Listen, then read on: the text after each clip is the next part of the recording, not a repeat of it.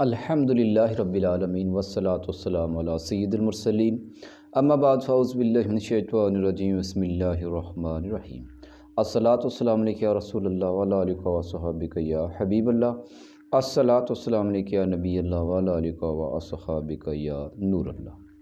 فرمان مصطفیٰ صلی اللہ تعالیٰ علیہ وسلم، جس نے مجھ پر ایک بار درود پاک پڑھا اللہ تعالیٰ اس پر 10 بار رحمتیں بھیجتا ہے۔ صلو علی الحبیب صلی اللہ تعالی علی محمد صلی اللہ علیہ وآلہ وسلم۔ تمام ناظرین کی بارگاہ اقدس میں آپ کا ہوسٹ انور حسین اتاری رمضان المبارک 2021 کی پیاری پیاری سعادتوں کے ساتھ حاضری کی سعادت نصیب کر رہا ہوں۔ ناظرین، جیسے کہ آپ جانتے ہیں کہ رمضان المبارک کا پیارا مہینہ چل رہا ہے، تو دعا کے حوالے سے اس سیگمنٹ میں کچھ عرض کرنے کی میں کوشش کروں گا۔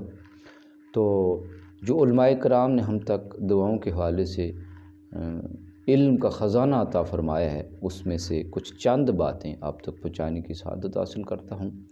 آپ بھی نیت کریں کہ ہم اس پر عمل کریں گے، میں بھی نیت کرتا ہوں کہ انشاءاللہ تعالیٰ اپنے جو زندگی کا یہاں باقی ہیں رمضان المبارک میں خصوصی طور پر ہم اس پر عمل کریں گے۔ تو بتایا جاتا ہے کہ افطار کے وقت دعا قبول ہوتی ہے۔ میٹھے میٹھے اسلام بھائیو، روزہ دار کتنا خوش نصیب ہے کہ ہر وقت اللہ عز و جل کی رضا حاصل کرتا رہتا ہے، یہاں تک کہ افطار کے وقت وہ جو بھی دعا مانگتا ہے اللہ عز و جل اسے اپنے فضل و کرم سے قبول فرماتا ہے۔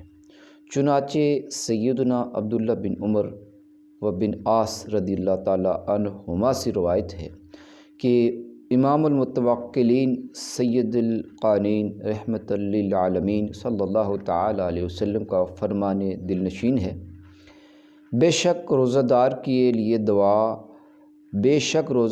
کے لیے افطار کے وقت ایک ایسی دعا ہوتی ہے جو رد نہیں کی جاتی۔ سیدنا ابو ہریرہ رضی اللہ تعالیٰ عنہ سے مروی ہے کہ تاجدار رسالت، شہنشاہ نبوت، پیکر جود و سخاوت، سراپائے رحمت، محبوب رب العزت عز و جل و صلی اللہ تعالیٰ علیہ وسلم کا فرمان عظمت ہے کہ 3 شخصوں کی دعا رد نہیں کی جاتی۔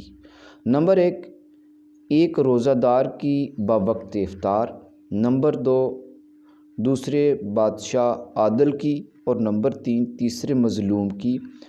ان تینوں کی دعا اللہ عز و جل بادلوں سے بھی اوپر اٹھا لیتا ہے اور آسمان کے دروازے اس کے لیے کھل جاتے ہیں، اور اللہ عز و جل فرماتا ہے کہ مجھے میری عزت کی قسم میں تیری ضرور مدد کروں گا، اگر چاہے کچھ دیر بعد ہو۔